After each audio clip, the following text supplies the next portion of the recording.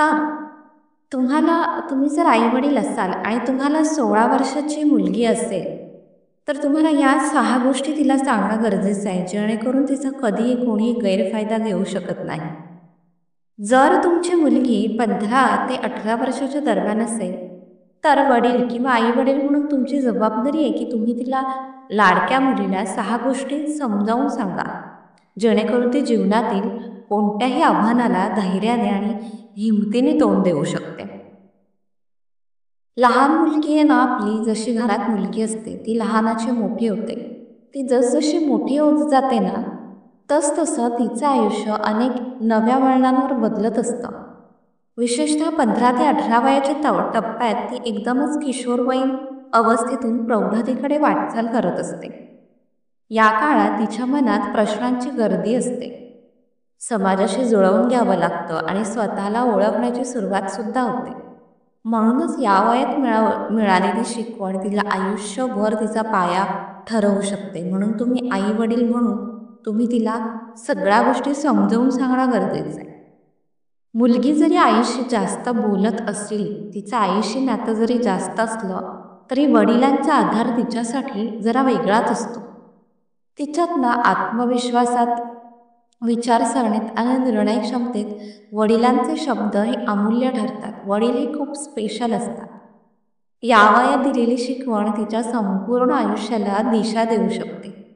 म्हणूनच तिच्या वडिलांनी काही गोष्टी मुलीला स्पष्टपणे सांगणं गरजेचं आहे, ज्या तिला आयुष्यभर धीर, ताकद आणि स्वतःसाठी आत्मनिर्भरता देतील.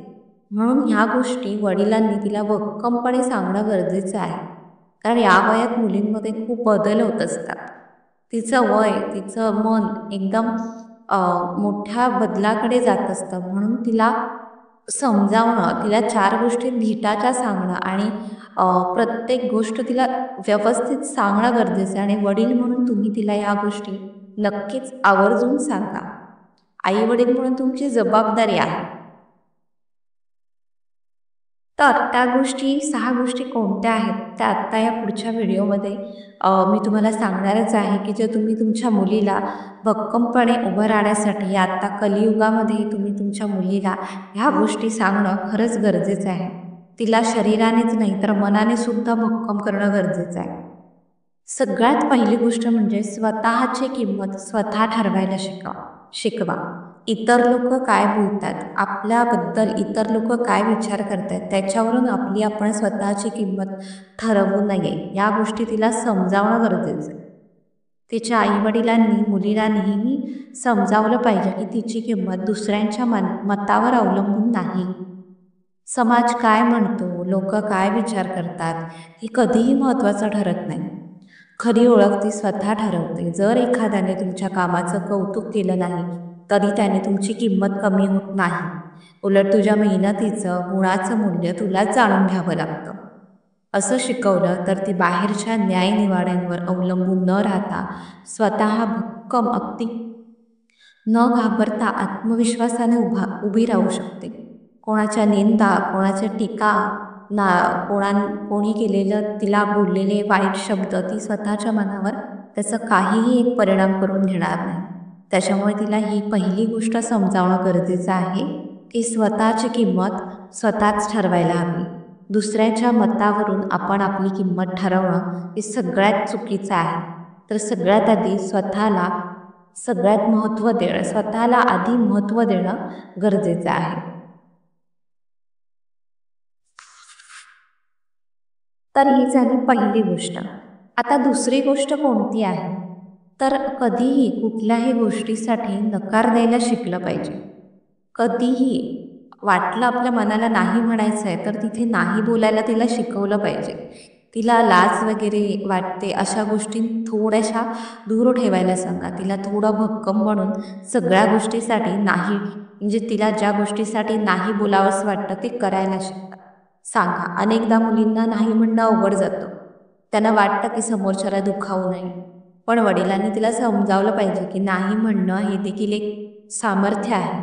यासाठी वेगळ्या स्पष्टीकरणाची गरज नाही.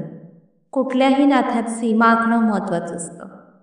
जो साथीदार किंवा मित्र खरंच तुझा आहे, तुझ्या मर्यादांचा सन्मान करेल, त्याला नकार देण्याची कला शिकली की ती आयुष्याच्या अनेक प्रसंगात मजबूत राहू शकते.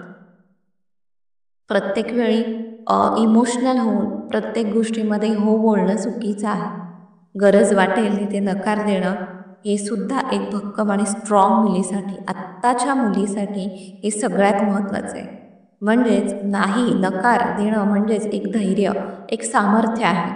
हे दुसरं पॉईंट झालं. तर या गोष्टी मुलींना शिकवणं गरजेचं आहे. तर आता तिसरी गोष्ट कोणती आहे? तर तिसरी गोष्ट अशी आहे की म्हणजे स्वतःसाठी कधीही आवाज उठवायला शिकलं पाहिजे. या वयात मुलींना ना नेहमी स्वतःसाठी आवाज उठवायला शिकवा. म्हणजे लोक म्हणतात की शांत राहणं हे एक मोठेपणाचं लक्षण आहे. म्हणजे मुलींना समजावलं जातं की तुम्ही बडबड करायची नाही, जास्त बोलायचं नाही, शांत आणि समजूतदार मुली म्हणून राहायचं. अशा गोष्टी आपल्या समाजात खूप शिकवल्या जातात. पण शांत राहणं हे मोठेपणाचं लक्षण आहे. पण प्रत्येक वेळी तसं नसतं ना. जर काही गोष्टी अन्यायकारक वाटल्या किंवा ज्या गोष्टींचा तुम्हाला एखाद्या गोष्टीचा चुकीचा अनुभव आला तर तिथे शांत बसायला सांगू नका.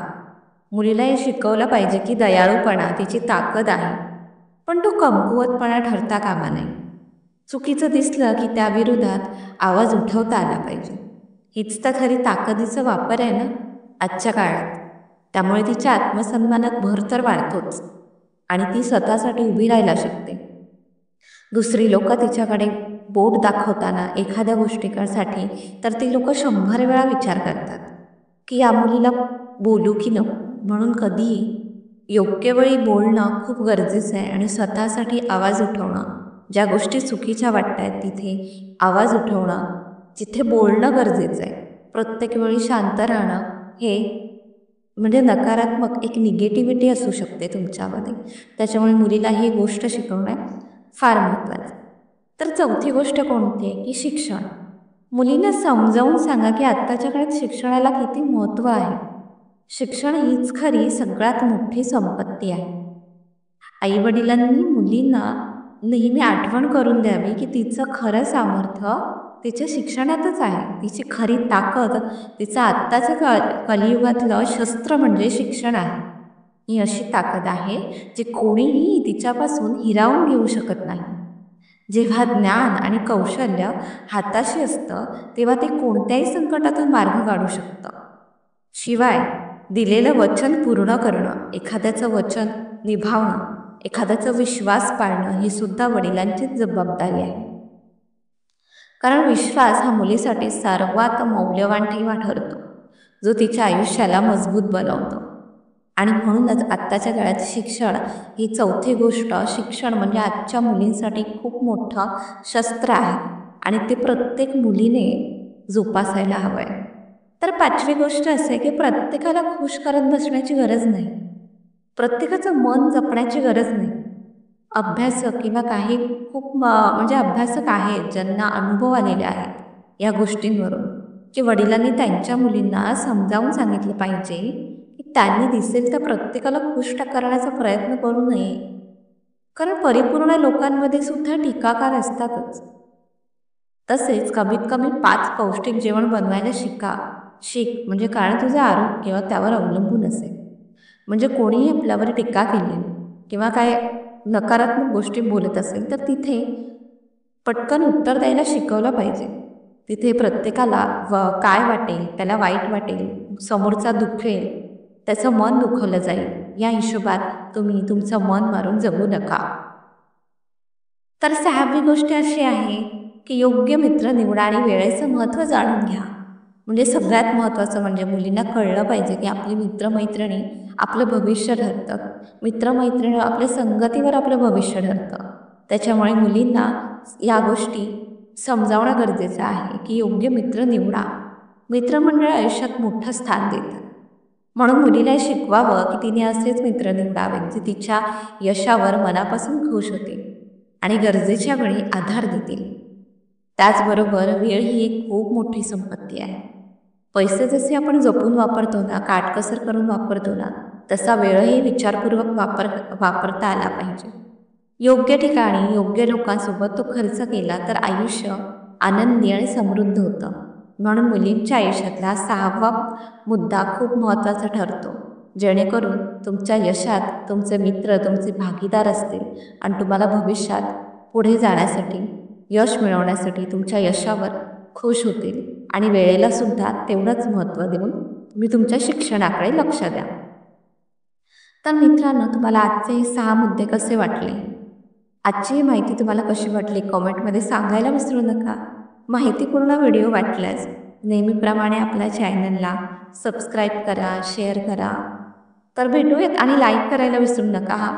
तर धन्यवाद. अशाच माझ्या चॅनलला सपोर्ट करत राहा. भेटूयात नेक्स्ट व्हिडिओमध्ये अशाच एखाद्या छान नवीन टॉपिकवर आणि मोटिवेशनल व्हिडिओज घेऊन. धन्यवाद.